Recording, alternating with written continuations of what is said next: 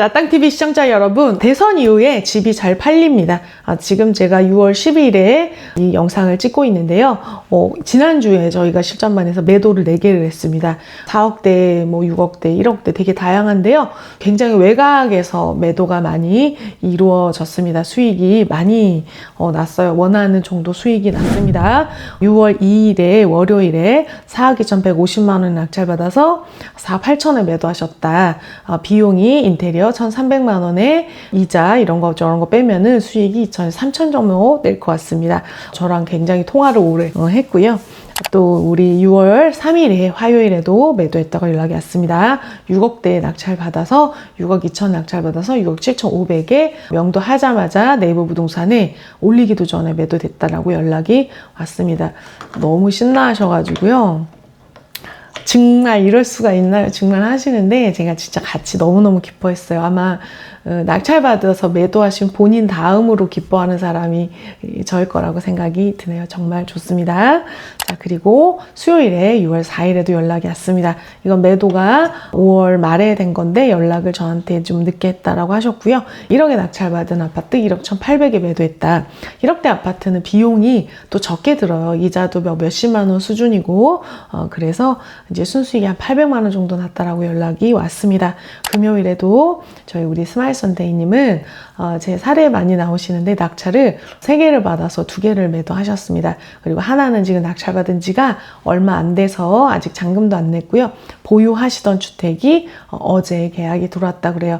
낙찰받은 지 조금 됐는데 워킹맘이시다가 보니까 해외 출장도 많이 다니시고 이 막 수리하고 이런 거 비용을 아끼려고 하나씩 알아보고 하다 보니까 다소 시간이 걸렸지만 내놓고 나서는 굉장히 빠르게 계약이 됐습니다. 3억 4,500에 낙찰 받아서 4억 700에 단지한 최고가를 찍으면서 매도했다고 합니다. 인테리어를 1,400만 원 정도 하셨어요. 자, 지금 그 대선 이후에 거래가 좀 잘 되고 있고요. 매수를 미뤄놓던 분들이 차근차근 매수를 하시는 분위기입니다. 별다른 변수 없이 우상향을 할 것 같은 핵심지만 많이 오르고 또 다른 지역이 따라서 올라갈 것, 갭 메우기처럼 따라갈 것 같은 생각에 또 내 집이 필요하시니까 매수를 하시는 것 같아요. 이 매수의 어떤 수요들은 경매에 그대로 유입이 되는데요. 지금 좀 심각합니다. 서울에 입주는 계속 입주 없다라고 얘기를 들으셨을 텐데 20년도, 21년도까지는 적정 수요량이었었어요. 그런데 22년부터 부족하기 시작해서 26년에는 아주 큰 폭으로 입주가 줄어들게 됩니다. 이게 규제의 효과가 이제 뒤늦게 나타나게 되는 건데요. 이게 아파트가 지으면 한 3년 정도 걸린다는 것을 생각해 보면 28년도까지 입주는 거의 확정적입니다. 갑자기 이렇게 뻥 하고 만들 수가 없기 때문에 공사를 올해는 들어가야지 28년도 입주를 하니까 신축이 정말 씨가 말랐다라고 보시면 될 것 같아요.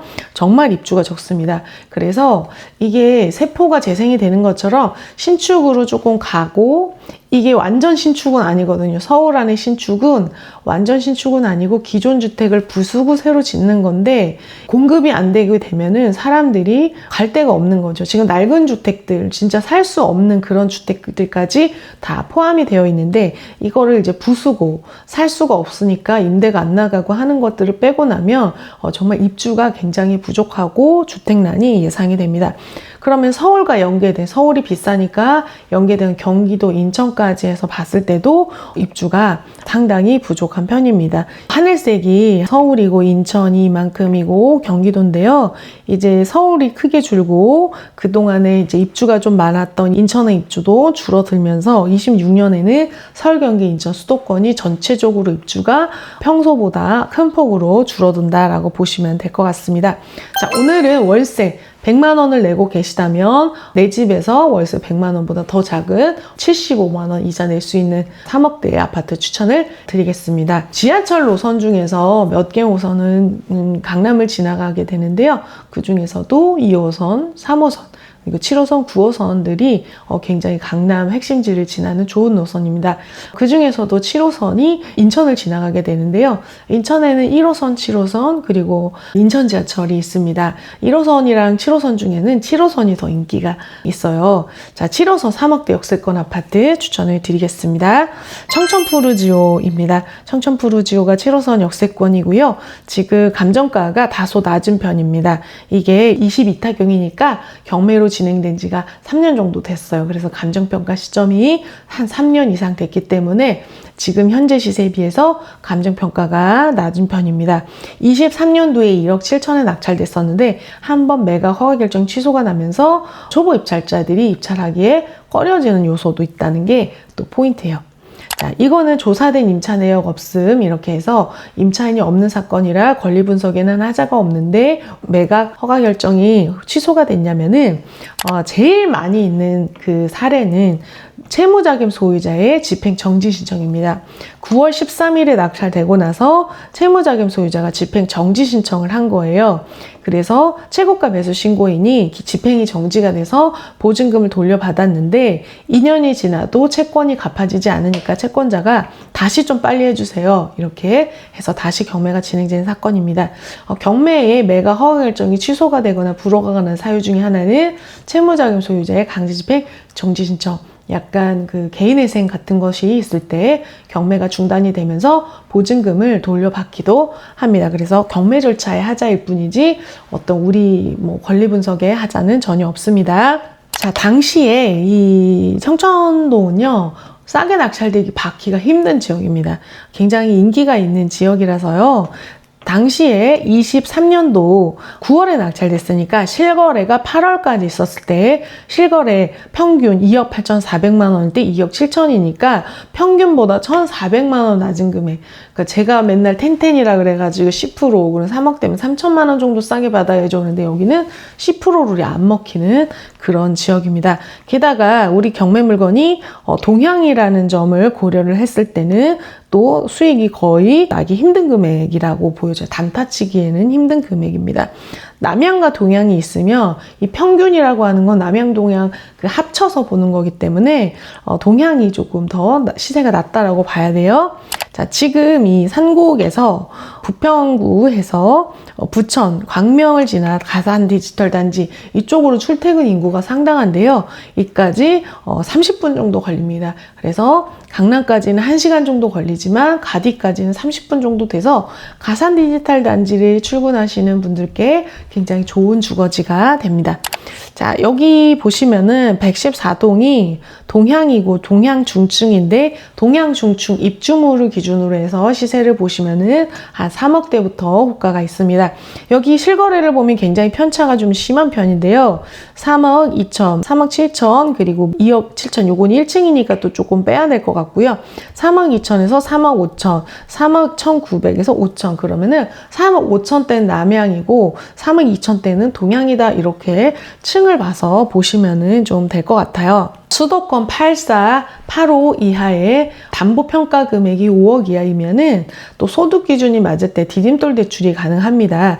경매로도 디딤돌 대출을 받을 수가 있는데요.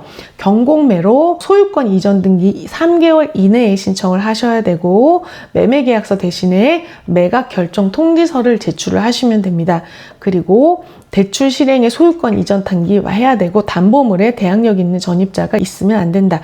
이게요, 보통 보면은 경매에는 전입자가 있는 경우가 많은데 전입이 없어야지 해주더라고요. 제가 이렇게 기금 대출 받으신 분들을 여러 번 봤는데 원래는 보면은 전소유자는 대항력이 없기 때문에 전소유자일 경우에는 대출을 해준 경우도 봤지만 안 되는 경우도 봤어요. 그래서 담보물에 제3자의 전입, 제3자라고 하면 전소유자가 전입이 있는 경우에는 대출이 어려울 수도 있습니다. 대신에 3개월 이내에 신청을 하시면 되니까 이 3개월 이내에 신청을 하시면 됩니다. 이게 금리가요, 디딤돌 대출 금리는 되게 낮은 편입니다. 소득이 낮을 경우에는 2%까지도 가능하고요. 또 한도가 많이 나와요. 보통 담보대출이 DSR을 기준으로 보는데 이런 기금대출은 DTI를 기준으로 봅니다. 그래서 DTI 60%를 기준으로 보기 때문에 DSR 40%로 보는 것보다 훨씬 더 유합니다. 지금 DSR 3단계 해가지고 한도가 많이 줄었는데 디딤돌 대출은 DTI 60%로 대출을 해주기 때문에 소득 1,000만 원당 1억 정도의 대출이 가능합니다. 그래서 상당히 대출이 많이 나와요. 소득이 적으신 분들 같은 경우에는 한도는 많고 금리가 작아야 되는데 이게 굉장히 유리합니다. 그래서 여러분은 만약에 소득이 작아서 내가 연봉 3,4천만 원 정도 아니면 2천만 원 요 정도 선이다 그랬을 때는 디딤돌 대출을 이용하시는 경락으로 낙찰받아서 디딤돌 잔금 내시는 것도 굉장히 좋은 플랜입니다. 제가 이거를 나는 오를 아파트가 좋다라는 아파트 책을 썼을 때 한번 좀 다뤘었는데요. 청천 푸르지오 지금 마지막 월세 거래가 2천에 100만 원 그리고 3천에 90만 원 선입니다. 그리고 2천에 100만 원이라고 했을 때 이거를 3억에 낙찰받아 대출을 3억 2천에 이거를 샀을 때 3억 정도 대출 풀로 받았다라고 했을 때요. 3억의 금리를 3%로 받게 되면은 이자가 75만 원입니다. 75만 원. 그러면은 2천에 100만 원 월세 사는 것보다 이자가 더 적어요. 원금까지 합쳐서 해도 100만 원이 되지 않습니다. 그래서 월세를 사는 것보다 내 집에서 이자를 내고 편안하게 사실 수 있습니다. 지금 요 정도 선에서는 금리가 지금 3%대인데요. 이게 우대금리가 많아요. 여기 보면은 신혼부부, 그 다음 청약통장이 있으면 소득이 작으면 또 우대금리가 있고 전자계약하면 우대금리 있고 이런 식으로 굉장히 우대금리를 받을 수 있는 게 많아서 우대금리를 몇 번 받고 나면 그 금리가 3%대 초반이 가능합니다. 그래서 월세 100만 원보다 더 적은 돈의 이자를 낼 수 있다는 점 생각해 보시면 좋을 것 같아요. 자, 오늘 제가 인천 3억대로 사실 수 있는지 이거는 매수해도 마찬가지입니다. 일반 매수 여기 인근에 3억대 구축 아파트가 많이 있는데요. 제가 23년도에 그 아파트 책을 썼을 때 여기 부평구모타운이라는 아파트를 똑같은 사례를 들었는데 그 이후로 시세가 한 5천만 원 정도 올랐습니다. 한 1년 동안 역세권은 구축단지도 빠르게 오르고 있으니까 잘 알아보시고 내가 내고 있는 월세보다 혹시 여기 이자가 더 싼 거 아닌가라는 계산을 해보시고 좋은 선택하시면 좋을 것 같습니다. 경매로는 여기가 엄청 싸게 낙찰받기는 어려운 인기 지역이라는 거 기억하시고 입찰하시면 도움이 될 것 같습니다. 오늘 영상 도움이 되셨다면 구독, 좋아요, 댓글 부탁드리고요. 저희 실전반은 7월에 예정이 되어 있습니다. 저는 지금 권리 분석 강의를 원데이에서만 하고 코지구 실전반에서만 하고 있는데요. 저희 실전반에서는 이미 권리 분석이 되어 있는 물건을 낙찰받는 데 집중을 하기 때문에 낙찰을 받고 싶으신 분들이 오시면 50%의 확률로 낙찰을 받습니다. 7월에 시작하는 실전반 많이 기대해 주시고요. 다음에 또 만나겠습니다.